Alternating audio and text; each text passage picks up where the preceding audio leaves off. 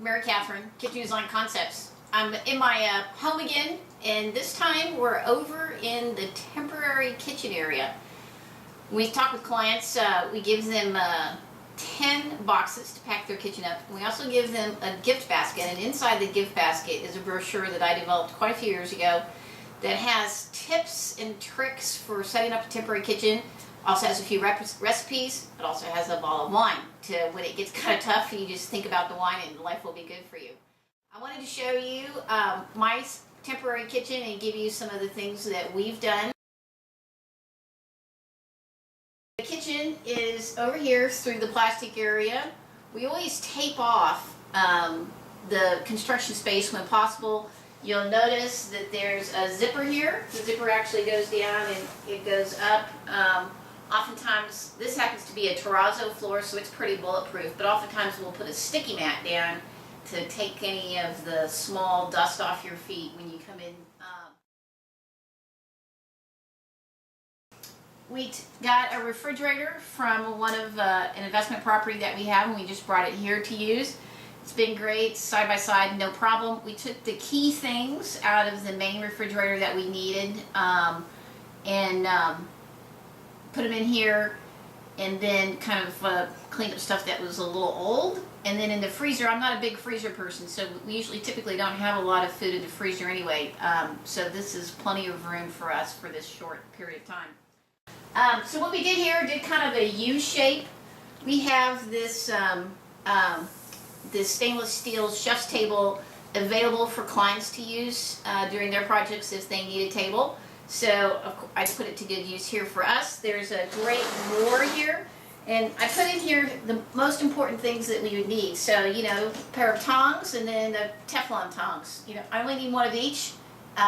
In the real kitchen, in my finished kitchen, I probably have 6 of these. Really long, really short, wide. But for purposes of temporary kitchen, I could get by with just 2. Same things, I've got some spoons, metal spoons, plastic spoons, wooden spoons, spatulas, corkscrew, very important.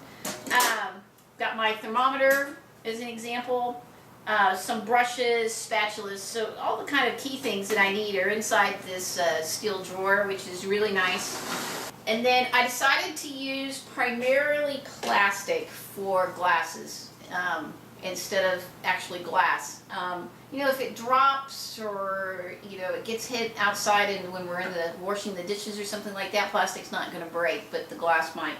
So we're doing a lot of, you'll see a lot of plastic. Same thing with the plates. I've got divided plates, plastic divided plates. The boys actually like these quite a bit, so it's kind of a fun and adventure. I'm not a big fan of paper products, but I did get at Costco the big tub of these plates, and for us and for the boys, I got the ones that are a little thicker versus those thin plates, and these have worked out pretty well. I bet we use all of this before we're finished. And you can see we also have some glass bowls to put leftovers in the refrigerator, a cutting board. All the silverware is in here. We got enough for 2 meals, and I put some steak knives in. Our fruit and produce bowl is here. Boys, apples and tomatoes, they can come by.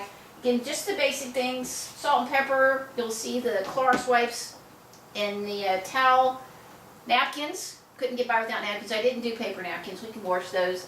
And some mixing bowls and whatever. And then these, right, again, what do I need? I didn't need all the vinegars, all the oils, all the cooking wines that I had. So I got the ones that I use the most often and will work around those.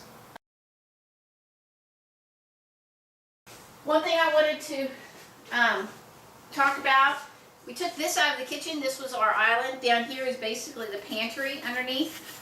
So we've got kind of the key things that we need. Snacks for the boys for school are in there. This is an induction hot plate. This particular one's made by Burton. We got this a couple years ago, again for clients to use during their temporary kitchens. You can put, I happen to have all-clad, you can put an all-clad pot on it, and then it's an induction top, and it will heat up very fast, very, very fast. We made spaghetti last Sunday night, actually, on this. In this pot with water, we used spaghetti. So we're storing the basic pots and pans. Again, I got one non-stick, one regular in the 2 sizes. This is the primary pot. I kept the saucier. This is to steam vegetables.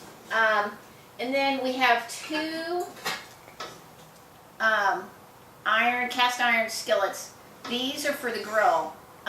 We do use the grill outside, and we'll go out there another day. We do use the grill outside a lot, and the cast iron works great on there. It can withstand the heat, and I made the spaghetti sauce actually in that and did the spaghetti here.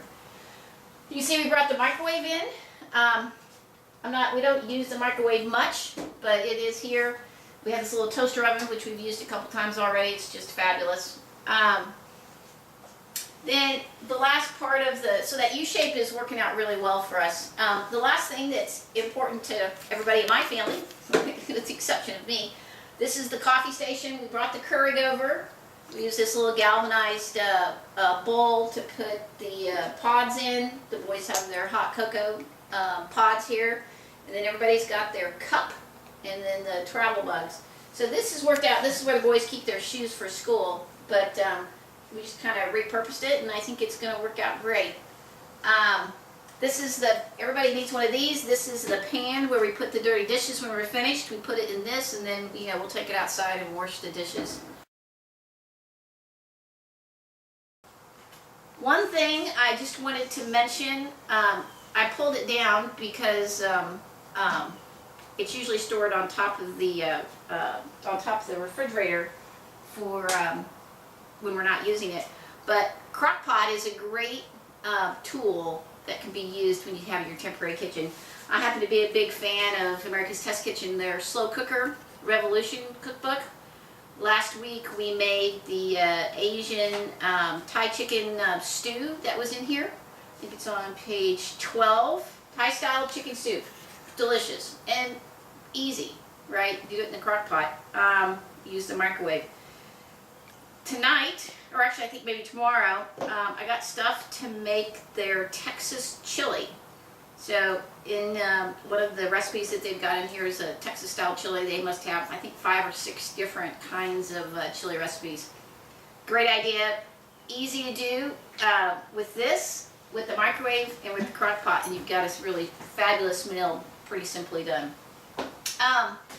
So that's kind of an overview on the temporary kitchen. Oh, another thing, I've just seen it down here. I did keep the waffle maker out.